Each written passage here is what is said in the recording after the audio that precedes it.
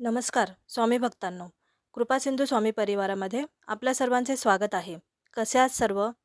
बरे नसाल, बरोबर ना? कारण आत्ता जी परिस्थिती उद्भवलेली आहे त्यामुळे सगळेजण घाबरलेले आहेत. आताच्या घडीला जगावर भीतीचे सावट आहे. भारतालाही या प्रतिकूलतेची धग जाणवायला लागली आहे. संकट उंबरठ्यावर येऊन थांबले आहे. जगभरात सर्वत्र भीतीचे सावट आहे. युद्धाचा प्रतिकूल प्रभाव आता आपल्या उंबरठ्यावर येऊन ठेपला आहे. काही वर्ष आधी सुरू झालेले हे रशियन युक्रेन युद्ध अद्याप थांबलेले नाही. त्यानंतर इस्रायलने सुद्धा युद्ध सुरू केले होते.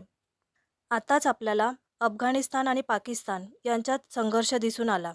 जगात अनेक देशात संघर्ष वाढत असताना अमेरिका, इस्रायल यांनी इराणवरती हल्ले करून युद्ध सुरू केले आहे. 13-14 दिवस झाले तरी हे युद्ध सुरूच आहे. यामुळे अनेक देश अनेक बाबतीत संकटात सापडले आहेत. या युद्धाची धग अनेक देशांना जाणवत आहे. भारतही यातून सुटलेला नाही. या युद्धामुळे देशात गॅस इंधन संकट गहिरे झालेले आहे. घरापासून देशापर्यंत अर्थव्यवस्थेवर याचा परिणाम होत असल्याचे पाहायला मिळत आहे. जीवनात आपल्याला बरे वाईट अनुभव येत असतात. मात्र काही वेळेस अशा काही घटना घडतात तेव्हा मन एकदम बेचैन होऊन जाते.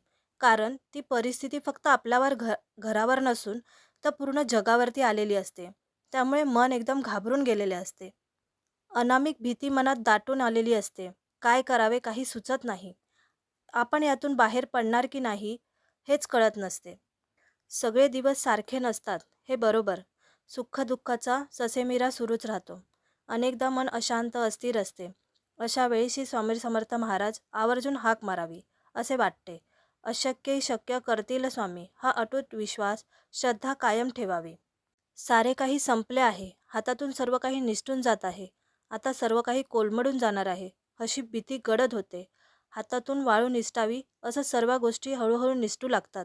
असे वाटत असते आता एका क्षणातच सर्व काही संपून जाणार आहे. पण ही वेळ घाबरण्याची नाही तर एकजुटीने उभे राहून संकटाला सामोरे जाण्याचे आहे. जिथे विज्ञान हार मानते तिथे अध्यात्म सुरू होते. म्हणूनच आजच्या या परिस्थितीला आपण आपल्या सर्वांच्या स्वामींच्या अध्यात्माचा हात पकडायचा आहे. जिथे सर्व असमर्थ तिथे फक्त स्वामी समर्थ हे स्वामींचे संदेश लक्षात ठेवा आणि या परिस्थितीला सामोरे जा. आपण आपल्या स्वामींचा हात धरून या परिस्थितीला सामोरे जायचे आहे. आपल्या स्वामींवरचा विश्वास डगमगू देऊ नका. तेच आपल्याला मार्ग दाखवतील, भवदुःखातून तारून नेतील. तेव्हा स्वामींना मनापासून हाक मारा. स्वामींचे शब्द आठवा. आजही अनेकांना स्वामी समर्थ महाराजांच्या कृपेचे अद्भुत अनुभव येत असतात. श्री स्वामी समर्थ महाराज आपल्याला सांगत असतात, भिवू नकोस, मी तुझ्या पाठीशी आहे. तुम्ही तुमचा विश्वास डगमगू देऊ नका. ही वेळ निघून जाईल. तेव्हा तुम्हाला असे वाटत राहते की एकटे आहात, तेव्हा स्वामी तुमच्या सोबतीला असतात. स्वामी आपली परीक्षा घेत असतात. आपण कोंडीत सापडलेलो असतो तेव्हा स्वामी आपला योग्य मार्ग दाखवतात. अशक्यही शक्य करतात. नवीन संधी देत असतात. असा अनुभव आतापर्यंत हजारो स्वामी भक्तांना आलेला आहेच. आत्ताची ही जी परिस्थिती आली आहे त्यामुळे जागतिक इंधन तुटवडा भासत आहे. हॉटेल, खानावळ बंद झाल्या आहेत. तसेच सिलेंडरही 60 दिवसांनी मिळणार आहेत. अशावेळी काय करायचे हा मोठा प्रश्नच आहे. पण त्यालाही पर्याय आहेत. ते म्हणजे इलेक्ट्रिक शेगडीचा वापर. चूल वापरणे शक्य असेल तर चूल वापरा. सोलार व बायोगॅसचा वापर करून शेगड्या चालवा. शेगावमध्ये आजही तब्बल 50,000 भाविकांना जेवण दिले जाते.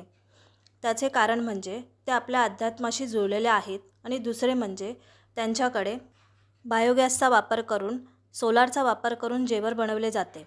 त्यामुळे घाबरू नका. एकजुटीने संकटाला, परिस्थितीला सामोरे जा.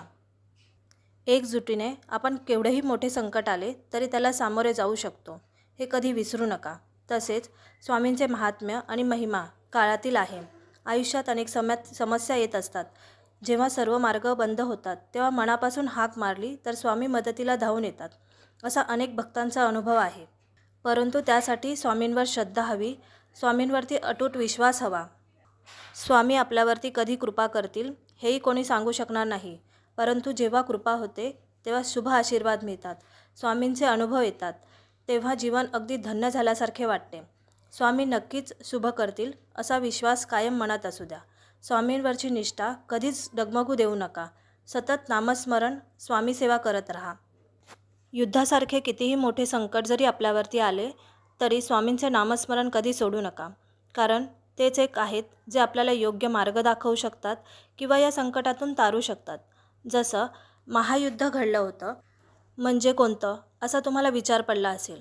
अहो, भगवद्गीता जी लिहिली गेली ती महाभारतावरती आधारित आहे, बरोबर ना? ते काय होतं? एक महायुद्ध तर होतं. तेव्हा सर्वांना श्रीकृष्णाने त्या युद्धातून सावरले.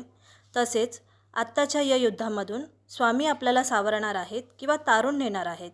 त्यामुळे युद्धाची प्रतिकूलता उंबरठ्यावर असली तरी, सगळं कोलमडायची भीती असली तरी स्वामींचे शब्द आठवा, मनापासून स्वामींना साथ घाला, ते नक्कीच येतील. माझा हा व्हिडिओ जर तुम्हाला आवडला असेल तर लाईक करा, शेअर करा, सबस्क्राईब करायला विसरू नका.